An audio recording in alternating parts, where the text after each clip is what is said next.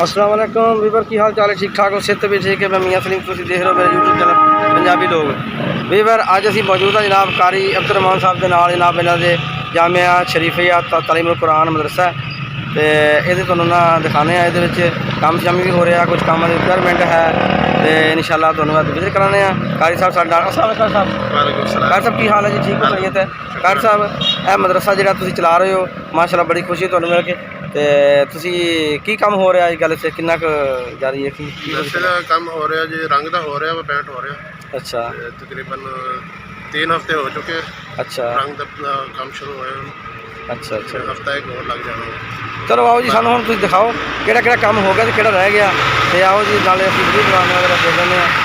ਅਸੀਂ ਉਹਨੂੰ ਦਿਖਾਈਏ ਕੀ ਕੰਮ ਹੋ ਰਿਹਾ, ਕਿੱਥੇ ਕੀ ਪੋਜੀਸ਼ਨ ਹੈ। ਕਈ ਵਾਰ ਅਸੀਂ ਮਦਰਸੇ ਦਾਖਲ ਹੋ ਗਏ ਹਾਂ ਔਰ ਜਨਾਬ ਦਾएं साइड ਤੇ ਮਦਰਸੇ ਦੀ ਮਸਜਿਦ ਹੈ। तो जैसे 5 टाइम 5 गाना नमाज बाकायदा बाजमात अदा होंगी है। बच्चे नमाज पढ़ते हैं, लोग मुसाफिर भी क्योंकि रोड नाल चलता है। तो यह सामने इन्होंने वाशरूम ने इन्हों के नाल इन्हों बागीचा बनया होया जी माशाल्लाह। और यह इन्हों ऑफिस है जी। तो ऑफिस भी तुहानू अंदरों दिखाने जाके जनाब बागीचा है। तो देखो माशाल्लाह बागीचे में काफ़ी सारे पौधे मौजूद ने।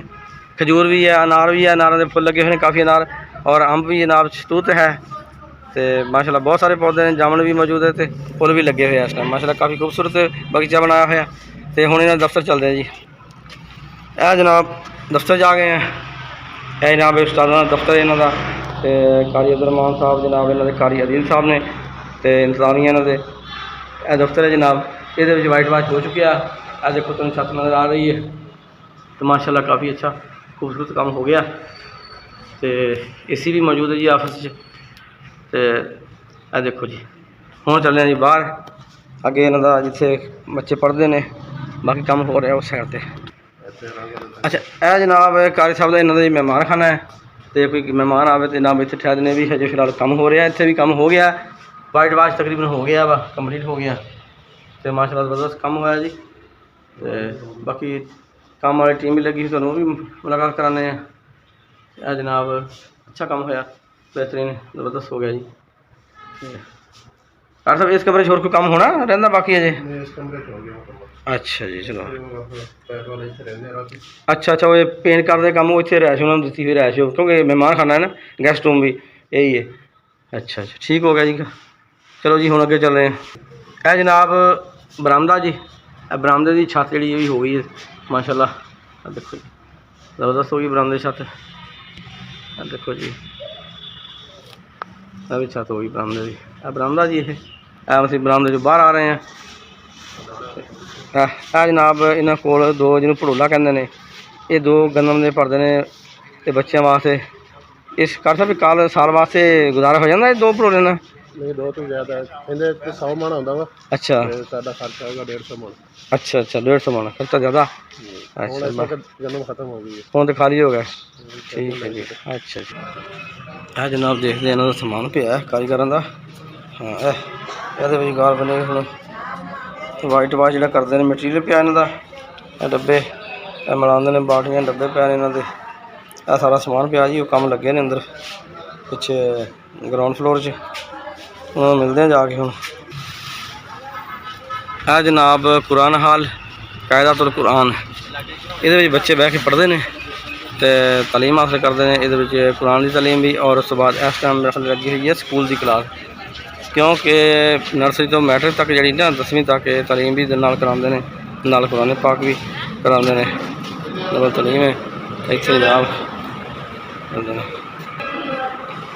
अस्सलाम वालेकुम जी।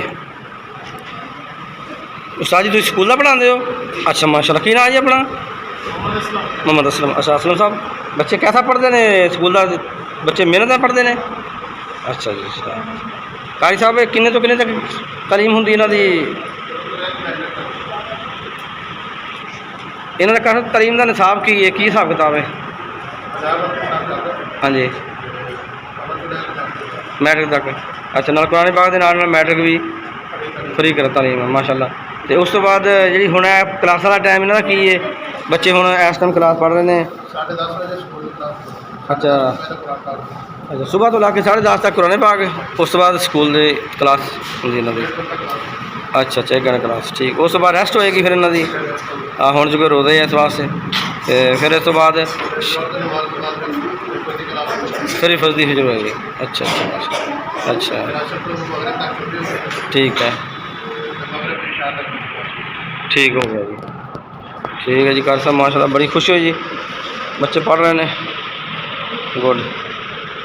आ देखो जी वीवर छोटे छोटे बच्चे हिफज करने तो बाद इस टाइम स्कूल का पढ़ते हैं अपनी अपनी क्लास के बारे में बच्चे पढ़ते हैं जी। अच्छा नवे बच्चे आए हैं अच्छा जी इन्होंने नवा दाखला लिया हूँ अच्छा अच्छा अज ही आए हैं अच्छा कल आए हैं अजय अपने स्टार्ट कर रहे हैं क्लास में ठीक है माशाल्लाह। इधर बच्चे पढ़ते हैं आ बच्चे पुराने लगते हैं अच्छा माशाल्लाह आए बच्चे अगे भी नजर आते हैं अच्छा अच्छा ठीक है माशाल्लाह जी। ये जरा मदरसा तालीमुल कुरान अपना जामिया शरीफिया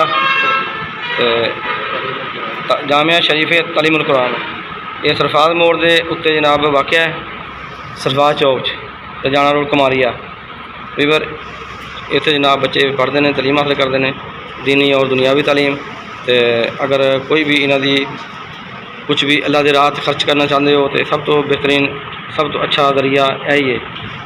तो जनाब इस मदरसे वाले का इन्हों का नंबर भी दे देंगे स्क्रीन पर तो चल रहा है तो तुम्हें नंबर इन्हों का मिल जाएगा इन्हें रबता करना कार साहब ने रबता कर सकते हो तो नाले वाइट वाश भी होया इत्थे भी माशाल्लाह देखो इन्होंने काफ़ी बच्चे सहूलत भी है ने तो अलमारी माशाल्लाह अलमारी बड़ी खूबसूरत बनाई कार साहब ये की रखा है जी अच्छा पुराने बाग पे इन्होंने अच्छा माशाल्लाह तो चलो जी हुण बाकी पिछला हाल जरा उधर कम हो रहा अच्छा उत्थे चल के देखते हैं जी हाँ कार साहब यह की सामने है कि चीज़ है आ दरवाज़ा खुला अच्छा एक अच्छा गर्मी में क्लास अच्छा अच्छा अंदर जा सकते देख लीजिए अच्छा इतने भी वाइट वाश हो रहा जी कम हो रहा वा आ घोड़ी लगी दस रही है कि जी इतने कम हो रहा तो अंदर बंदे लगे हुए काम करने चलो अस्सलाम वालेकुम जी भाजन की हाल है जी की नाम जी अपना अली मोहम्मद अच्छा अली मोहम्मद भाई कितों आए तुम अच्छा साहिवाल तो अच्छा वाइट वाइट कर रहे हो कितना काम होगा तो कितना रहेगा तकरीबन इतने मदरसे का थोड़ा हाँ जी अच्छा अच्छा अच्छा तो इन्हों का हुण की कर पहले की करते हो किस तरह कर रहे हो तुम अच्छा ठीक हो गया अच्छा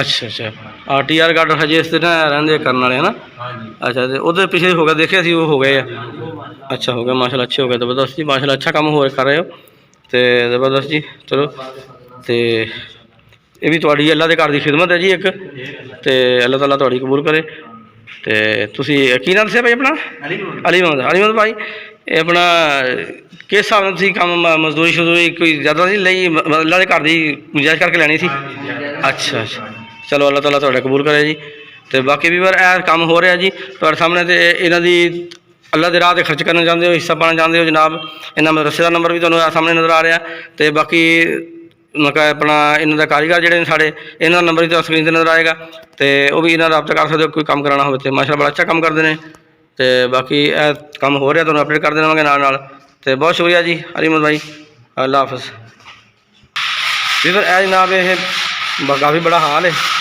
ये जनाब गर्मियों में बच्चे इतने बैग पढ़ते होंगे ने तो इतने काफ़ी ठंडा होंगे है गर्मी तो बचने वास्ते बनाया गया तो माशाल्लाह जी बड़ी भी बनाने वाले भी कमाल की है जी तो भी बार तुम भी होर भी कोई भी दोस्त हिस्सा पाना चाहन तो जनाब ये तालीमुल कुरान जारी सिलका जारी है ये आखिर संवारने वास्ते तो बहुत एक अहम चीज़ है जो हिस्सा पा लो तो तुम बस अपनी आखिर संवार लो तो कार साहब थोड़ा बहुत शुक्रिया तो असी मतलब तुम सानू खिदमत का मौका दिता इंशाल्लाह होर मजीद तुम कुछ कहना चाहोगे इस बारे सर अपने आखिरी बयान सर दस सकते हो